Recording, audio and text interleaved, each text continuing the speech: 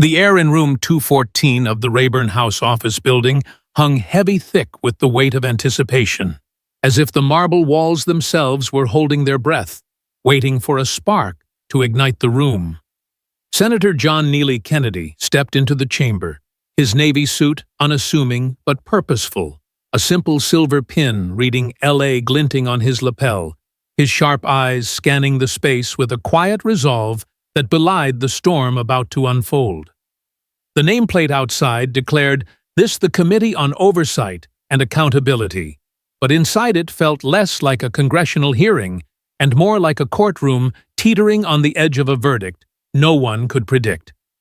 The red tally lights of C-SPAN, CNN, MSNBC, and Fox blinked steadily, their unblinking lenses trained on a scene that promised to sear itself into America's memory. Every major network broadcasted live, raw, unfiltered, capturing a moment simmering like a pressure cooker ready to explode.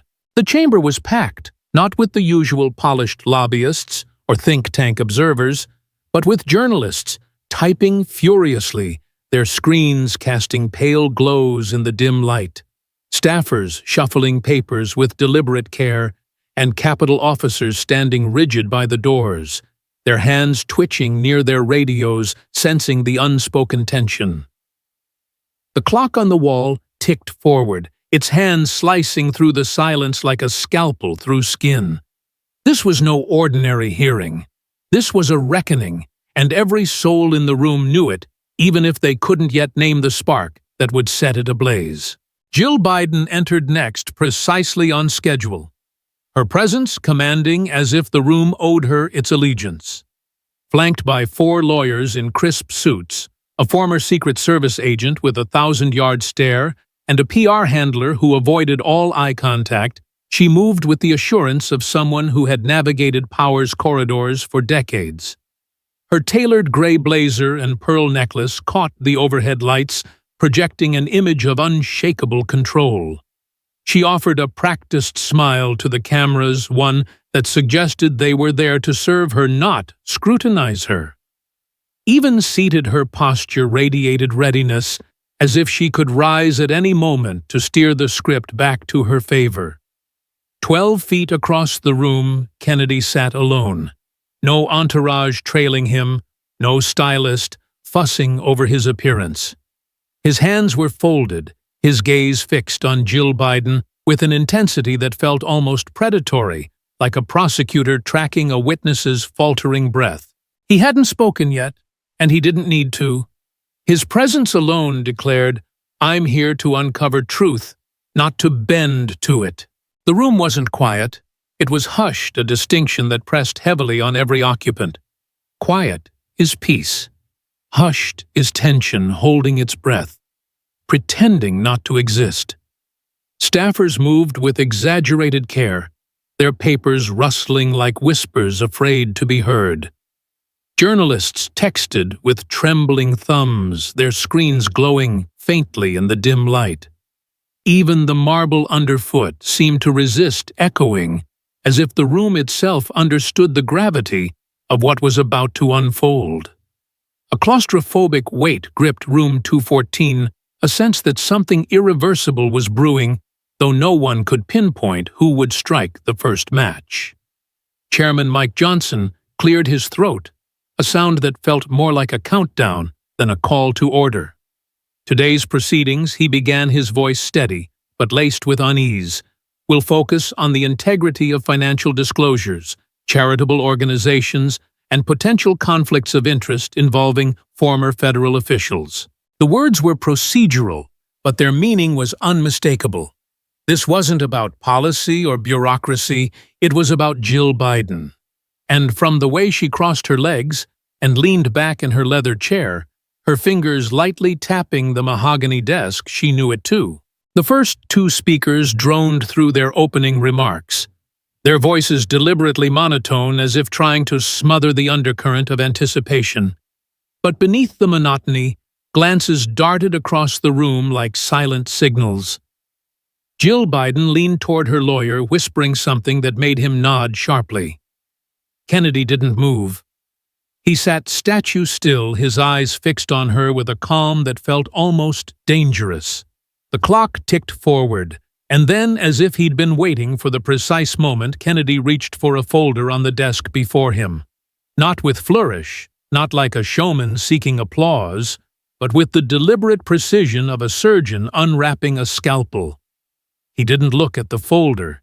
He didn't need to. He knew exactly what was inside.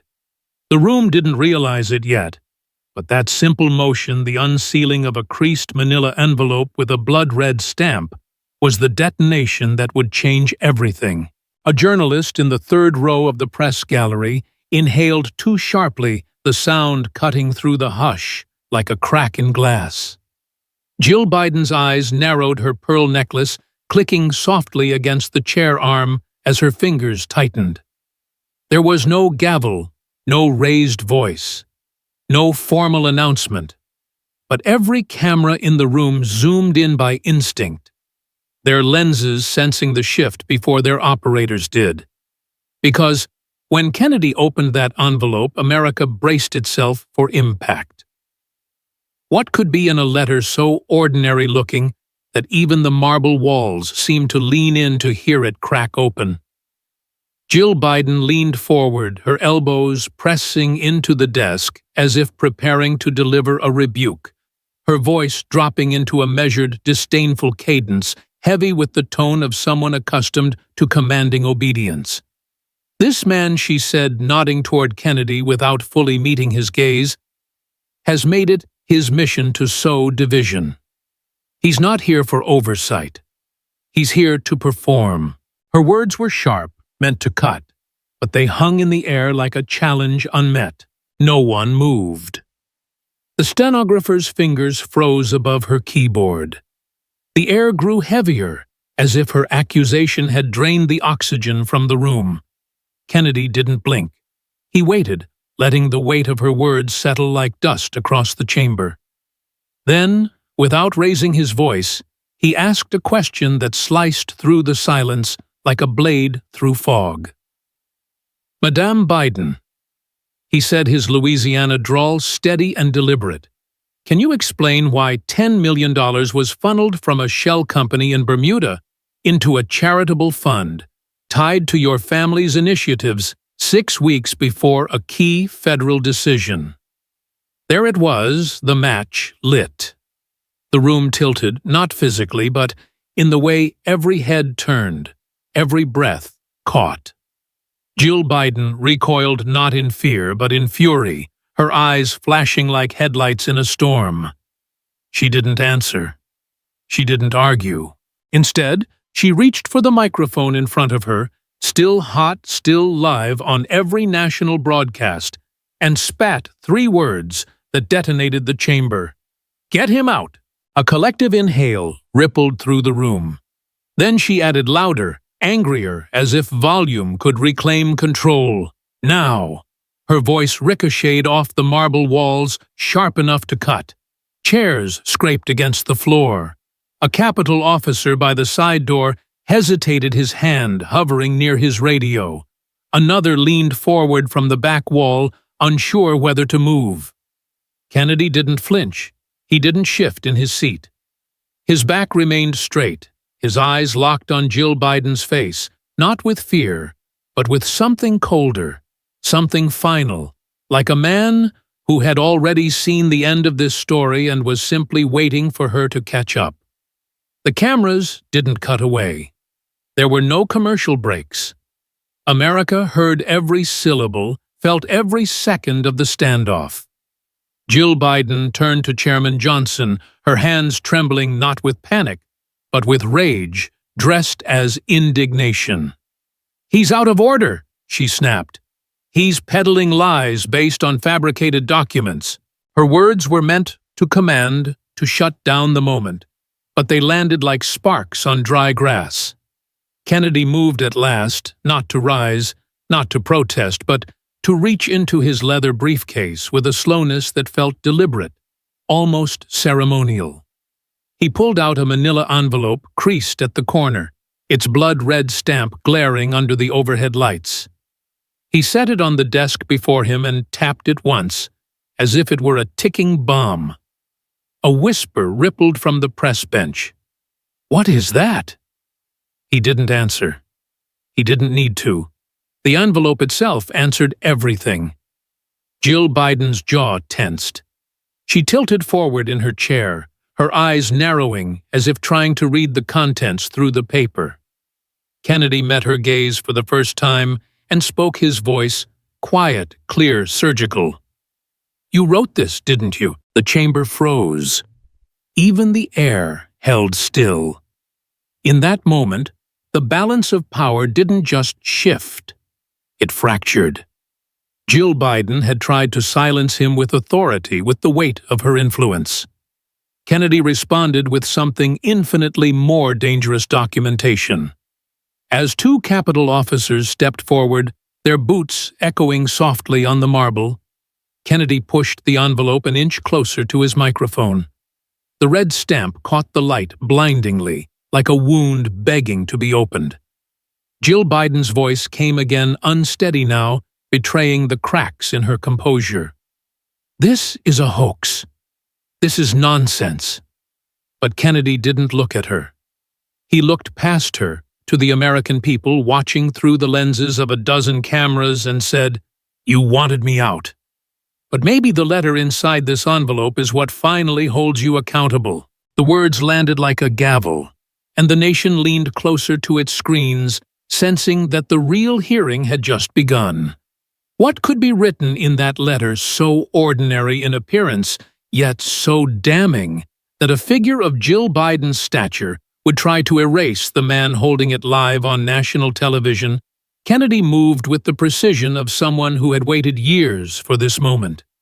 He broke the red-stamped seal, the sound sharp in the hushed chamber, and unfolded a single sheet of ivory paper. The edges were slightly worn, but the handwriting was bold, ink-stroked letters carved with aggressive pressure, slanting forward, as if written in haste or anger. He lifted the page and placed it under the overhead document camera. The monitors flared to life, and every screen in the room, every broadcast across the country, displayed one page.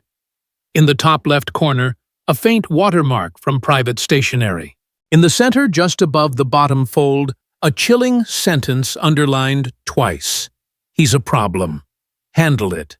Beneath it, a signature with unmistakable loops and flourished JB. The cameras snapped to Jill Biden as her face paled. For 9 silent seconds, she froze, hands clenched, eyes locked on the screen. Something was terribly wrong. Kennedy didn't flinch. "This letter arrived anonymously 4 weeks ago," he said. "The ink is fresh, and the signature matches 5 authenticated samples right down to the pressure marks." Jill Biden's lawyer shouted objections, fake, stunt, unverified, but no one was listening. The truth was no longer in debate. It was on full display. Kennedy stared straight at Jill Biden. "You tried to silence me," he said. "I brought something harder to silence." She muttered, "That's not mine. It's fake." But her voice trembled, betraying her. Then came a voice from the witness gallery, steady and weathered. "Margaret Constitute." The former administrative aide stood up. "That's her handwriting." "No doubt." She presented a verified signature identical in every curve. The chairman asked if she'd testify under oath. "I don't need an oath to tell the truth," she replied.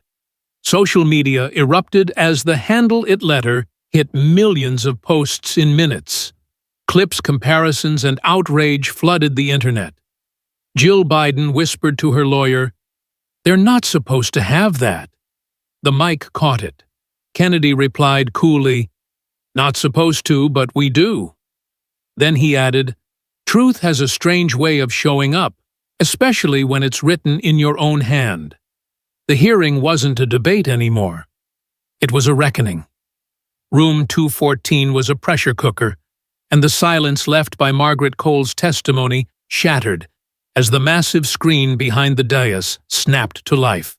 The nation watched breathless as the first crack in Jill Biden's armor became a chasm, and Kennedy stood, unwavering, the man who refused to be ordered out. The echo of Margaret Cole's testimony still hung in room 214, a lingering vibration that seemed to ripple through the marble walls, as if the chamber itself was struggling to contain the weight of what had just been revealed.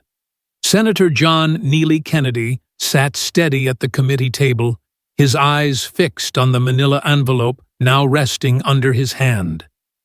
Its red stamp, a silent accusation that needed no further words. The air was thick, not with sound, but with the absence of it, a hush so profound it felt like the room was holding its breath, waiting for the next blow to land. Jill Biden sat across from him, her posture rigid, her gray blazer still immaculate, but her composure fraying at the edges, her fingers gripping the armrests of her chair as if anchoring herself against a rising tide. The cameras of C-SPAN, CNN, MSNBC, and Fox remained unblinking, their red tally lights casting a faint glow across the packed gallery, where journalists scribbled furiously, their pens scratching like whispers in a storm. Capitol officers stood by the doors, their hands no longer twitching, but clenched, sensing the shift from tension to something sharper, something unstoppable. The clock on the wall ticked forward its rhythm, a relentless reminder that time was no one's ally in this room.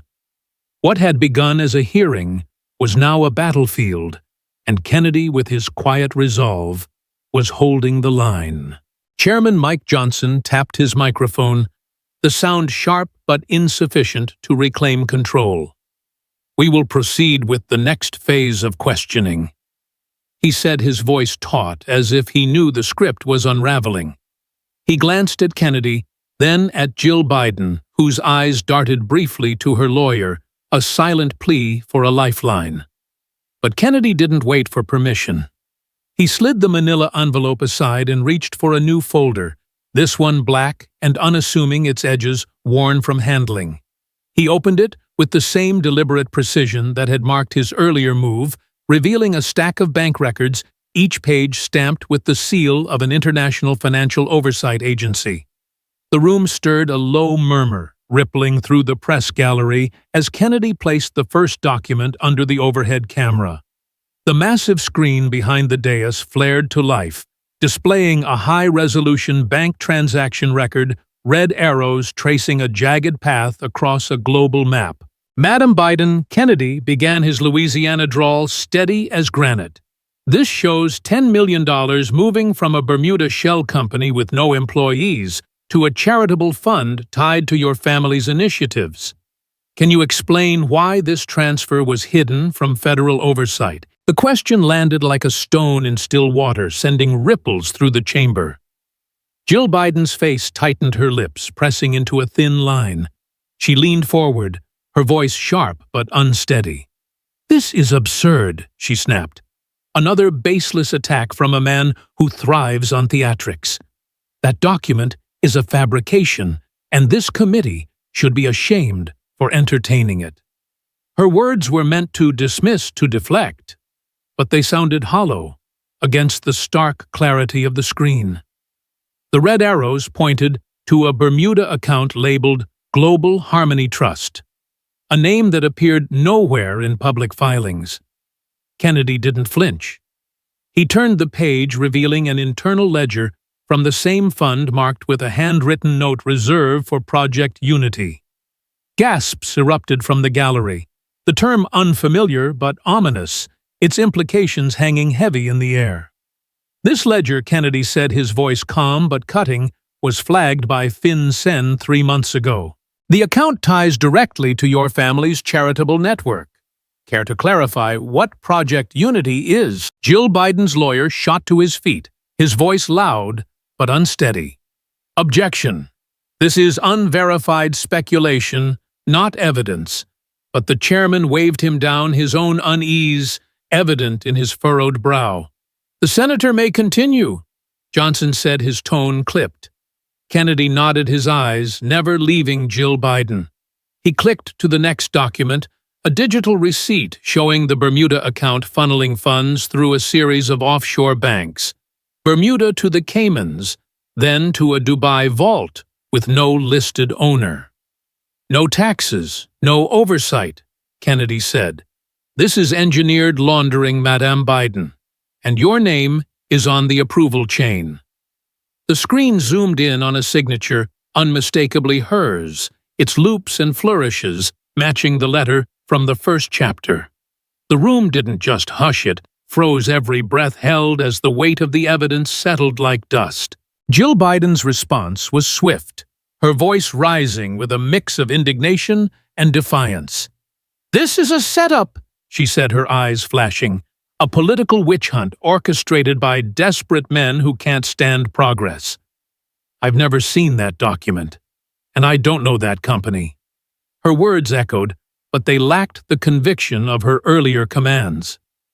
The gallery stirred journalists typing faster, their screens glowing brighter as they raced to capture the moment. Kennedy remained still, his hands folded over the folder, letting the evidence speak for itself. Then, from the witness gallery, a new voice broke the tension. A woman mid-40s in a simple navy dress, her badge reading, "Former Program Director, Unity Fund." Her name was Clara Hensley, and her hands trembled as she stood clutching a USB drive. "I worked for the fund tied to that account," she said, her voice steady, despite her shaking hands. "I was told to stay quiet, but I can't anymore." The room tilted again, every camera swiveling to Clara. She handed the USB drive to a clerk who plugged it into the system. The screen flickered, then played an audio file, the sound crackling through the chamber's speakers.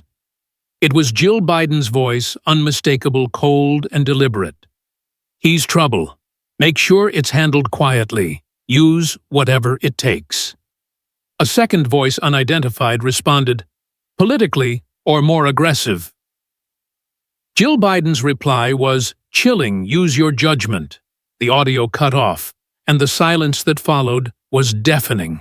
Clara looked directly at Kennedy, her eyes filled with resolve. "That was recorded at a private meeting last year," she said. "I didn't know what they meant at the time, but I kept it. I was scared. But I'm here now." Jill Biden slammed her hand on the desk, the sound sharp against the marble. "That's manipulated." "A fake," she shouted, but her voice cracked, betraying her. Kennedy leaned forward, his voice low but piercing. "The audio's been verified by 2 independent labs, 97.8%, matched to your voice. Madame Biden, the timestamps align with the Bermuda transfer." Coincidence? He clicked to another document, an email from the Unity Fund's CFO to an unnamed recipient confirming the transfer and referencing JB's approval.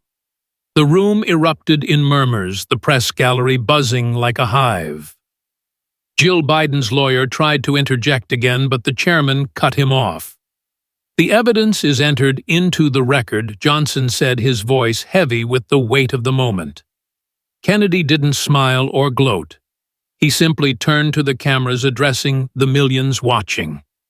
"Accountability isn't rumors," he said. "It's data.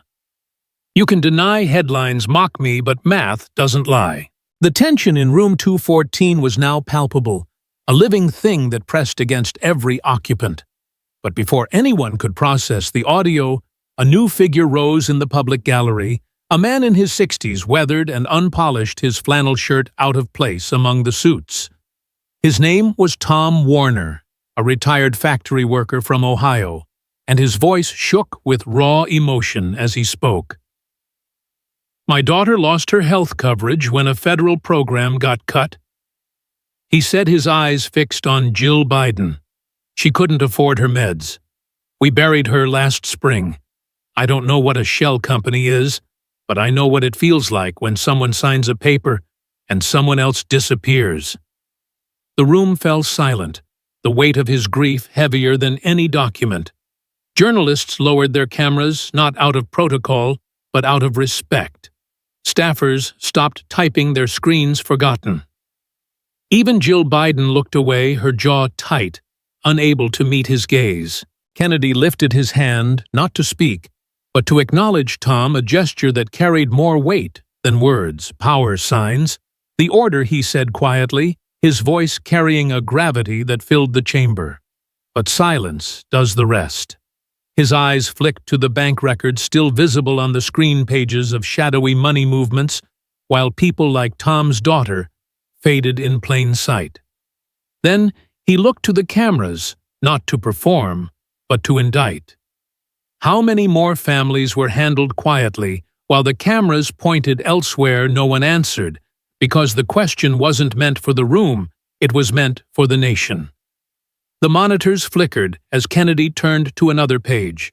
This one, a wire transfer order signed by a fund executive, now under federal scrutiny. The signature line read, "Approved, JB." The pattern was forming each document, a brick in a wall closing in on Jill Biden.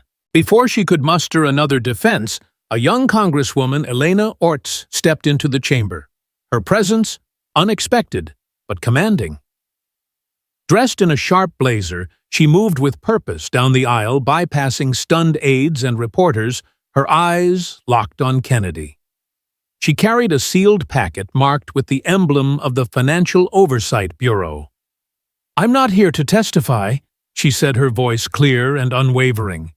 "I'm here to support the senator from Louisiana in submitting evidence that some seem determined to ignore." She handed Kennedy the packet, and he opened it without hesitation, placing a new document under the camera.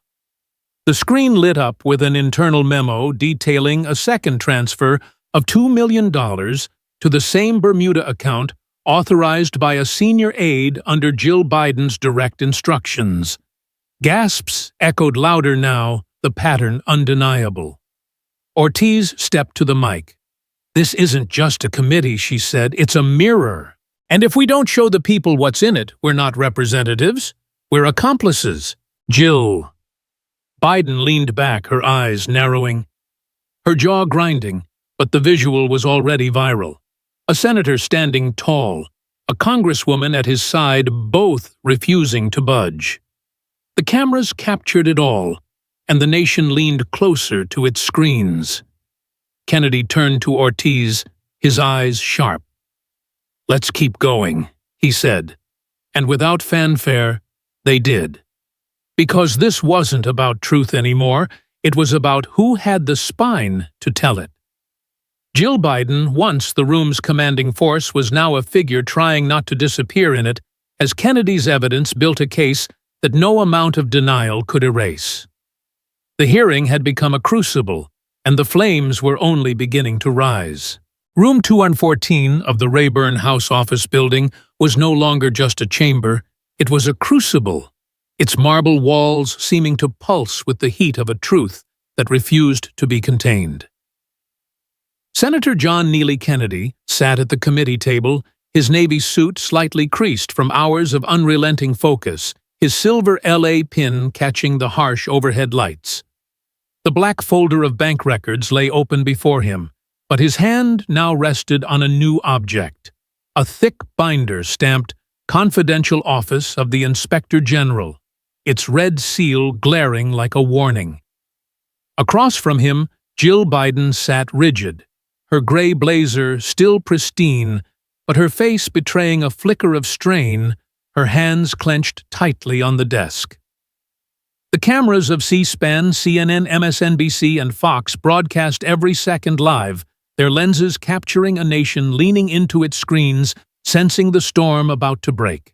Journalists in the gallery typed with feverish intensity, their screens glowing in the dim light, while Capitol officers stood taut by the doors, their radios crackling faintly with updates. The clock ticked forward each second, a hammer strike, and the air was heavy with the certainty that something irreversible was unfolding. Chairman Mike Johnson tapped his gavel, the sound sharp but futile against the room's electric tension. "We will continue with the presentation of evidence," he said, his voice strained as if he sensed the proceedings slipping beyond his control. Kennedy didn't wait for a cue. He opened the binder with deliberate care, revealing a government memo, its pages heavily redacted, except for a single paragraph in stark black ink. He slid it under the overhead camera, and the massive screen behind the dais flared to life, displaying a federal land transfer approval signed in blue ink by Jill Biden. The beneficiary, a nondescript agricultural company in Nebraska. The real owner buried in fine print, a nonprofit with ties to a foreign lobbying network flagged in 2 FBI counterintelligence reports. Kennedy's voice was steady, almost surgical. "Madame Biden," he said, his Louisiana drawl cutting through the hush, "this document buried under the National Resources Privatization Act shows you greenlit a land transfer to a shell group with no public oversight. Can you explain why?" The room gasped a collective intake of breath that seemed to suck the air from the chamber. Jill Biden shot to her feet, her chair scraping the marble like a scream. "This is outrageous!" She barked, her voice tight with a mix of fury and something new panic. "You have no clearance for that document. This is illegal, and I won't stand for it." Her words echoed, but they landed like sparks on wet ground, failing to ignite. Kennedy remained seated, the binder open before him. "That's incorrect," he said evenly. Section 412B of the Oversight Mandate allows Congress to present classified Inspector General findings in a hearing. Unless, of course, they've already leaked to the public record. A ripple of laughter flickered through the gallery, quickly stifled. Jill Biden wasn't laughing. She turned to her lawyer, her voice low but audible to the hot mics. "We're done. This is over." She shoved her chair back, the screech piercing the air, and moved toward the exit, her entourage scrambling to follow. But the screen behind her flashed red, a live vote tally appearing in bold motion to compel active. Names flipped from gray to green, beeps sounding for each yes. Kennedy didn't speak. He didn't need to. Jill Biden froze mid-step, her hand on the doorframe, as the screen declared, "Subpoena order passed. Return to seat immediately." The room turned toward her, not to debate, but to enforce. Kennedy's voice came low, unyielding. "You don't get to walk out now, Madame Biden. Congress just voted. You're a witness under order." She turned back, her eyes cold, her jaw tight. "You have no idea what you're playing with," she growled, returning to her seat with a stiffness that betrayed her. Kennedy leaned forward, the binder still open. "No," he said, "I know exactly what I'm holding. The question is, how much more do you want me to show?" Before she could respond, a new figure rose in the press gallery, a woman in a gray coat, her badge reading, "Free Point Investigations." Naomi Estrada, a journalist known for digging where others wouldn't held a folded envelope. "I'm not here to disrupt," she said, her voice steady but laced with urgency, "but to ensure the record is complete." She handed the envelope to a clerk who opened it to reveal a series of emails now projected on the screen. They detailed internal communications between the Nebraska nonprofit and a senior aide to Jill Biden, confirming her direct involvement in the land deal. One email read, "JB insists on discretion. No public filings." The gallery buzzed, journalists typing so fast their keyboards sounded like rain. Naomi met Jill Biden's gaze. "I held these for weeks," she said. "Not out of doubt, but fear. Investigating your finances felt like walking through a minefield. But I'm done being silent." Jill Biden scoffed, her voice sharp. "Pathetic." Another conspiracy theorist, but Naomi stood firm. "I don't need theories when I have receipts." The room tightened, the weight of the evidence suffocating. Outside, the world was reacting. Social media exploded with hashtags, #KennedyTruth, Biden exposed, as clips of the hearing went viral, hitting millions of views in minutes. Protests sparked in city squares, small but vocal, with signs quoting Kennedy's words, "Math doesn't lie." Back in the chamber, Kennedy faced new pressure. A Capitol officer approached whispering about a security alert, anonymous threats targeting him, citing his interference. The officer urged him to leave for safety. Kennedy listened, then shook his head. "If I go," he said, his voice low but resolute, "the truth goes with me. I'm staying." The officer hesitated, then stepped back, respecting the senator's resolve. Kennedy turned to the cameras, addressing the nation directly. "They're watching," he said, his tone prophetic. "From Baton Rouge to Boise, folks told to sit down to stay quiet. They're not blinking now." Jill Biden's lawyer tried to pivot, claiming the emails were out of context, but the room wasn't listening. The evidence was too clear, the pattern too stark. Then a new voice emerged from the public gallery, a young man mid-30s in a worn jacket, his hands calloused from years of labor. "My name's Daniel Holt," he said, his voice shaking but firm. "I lost my farm to that land deal. They said it was for public good, but I got nothing. My kids go to bed hungry now." His words cut deeper than any document, a raw truth that no signature could deflect. Kennedy lifted his hand, a silent gesture of solidarity, and the room fell quiet, not out of protocol, but guilt. "Power signs the papers," Kennedy said, his voice heavy, "but people like Daniel pay the price." He turned to Jill Biden. "How many more farms, Madame Biden? How many more families?" The cameras lingered on Daniel, then Kennedy. The contrast stark, a senator with a binder of secrets, a citizen with nothing left to lose. Jill Biden's face was a mask, but her eyes betrayed her a flicker of fear, not of Kennedy, but of the tide turning against her. The hearing wasn't just a stage anymore, it was a mirror reflecting a truth she could no longer outrun. Kennedy closed the binder, but not the case. "We're not done," he said, his voice a quiet promise. "Not until every page is seen." The nation watched breathless as Room 214 became a battleground, where truth was the only weapon, and Kennedy wielded it without fear. The storm in Room 214 had broken its echoes, reverberating far beyond the marble walls of the Rayburn House office building. Senator John Neely Kennedy sat alone in his office, the weight of the day settling into his bones, his navy suit jacket draped over a chair, the silver LA pin glinting faintly in the dim light. The binder, the manila envelope, and the USB drive of evidence lay stacked on his desk, their contents now part of the congressional record, sealed by a vote that had passed with unexpected bipartisan support. 7 members crossing party lines had voted to launch a formal investigation into Jill Biden's financial dealings and alleged threats, their decision driven not by politics, but by conscience. The cameras of C-SPAN, CNN, MSNBC, and Fox had gone dark, but the nation hadn't stopped watching. Clips of Kennedy's stand, his calm voice, cutting through Jill Biden's defiance, flooded social media, amassing tens of millions of views. In city squares and small-town diners, people whispered his words, "Math doesn't lie." But it was more than numbers.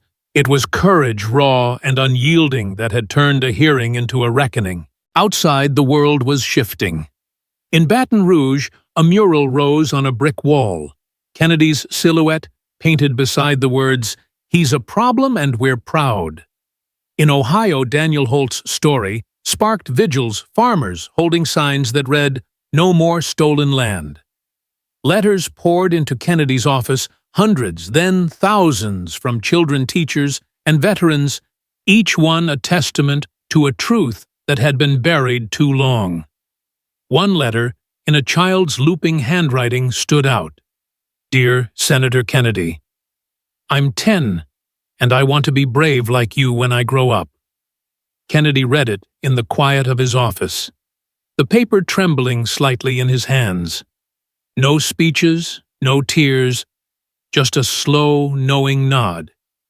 He placed the letter by the window, where the fading light of a Louisiana sunset touched its edges, a silent promise to keep going. Jill Biden, meanwhile, stood in a polished conference room flanked by loyalists and a single camera crew she'd handpicked. Her gray blazer was gone, replaced by a softer cardigan, an attempt to project warmth. The hearing was a disgrace, she declared, her voice sharp, but strained a smear campaign by a senator who thrives on division. She avoided mentioning the binder, the emails, or the audio, leaning instead on denial. But her words lacked their old fire, and the crowd's applause felt rehearsed. The nation wasn't listening to her anymore. A clip of Kennedy, mic in hand, saying, "If I'm a problem, I'm proud to be one hit, 50 million views, shared by teachers, quoted by pastors, and painted on protest signs from Philadelphia to Portland." Jill Biden's denials faded against the weight of evidence, her voice drowned out by a public awakening. Kennedy faced threats, now silent calls at midnight packages with cryptic notes. Back off or else. The FBI installed panic buttons in his office, citing a spike in credible risks. Agents urged him to take a leave to lie low. He listened, then asked, "If I sit down, who stands up?" No one answered. He walked into every meeting with the same sharp focus, speaking not of fear, but of duty. In Shreveport, grandmothers held a vigil reading the threats aloud, turning intimidation into testimony. The response wasn't political, it was personal. A flood of voices who saw in Kennedy a man who fought for the unheard, nurses, farmers, parents without microphones or bodyguards.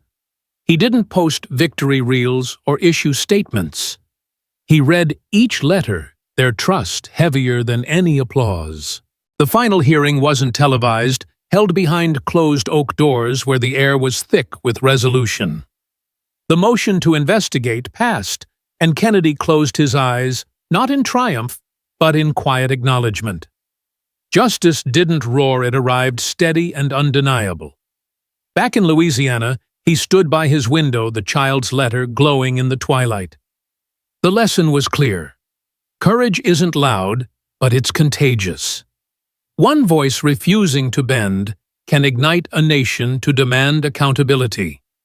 Truth belongs to anyone, students, workers, families, who chooses to speak, to stand, to be the problem that power can't ignore. Because when silence breaks, it builds a world where no one disappears unnoticed.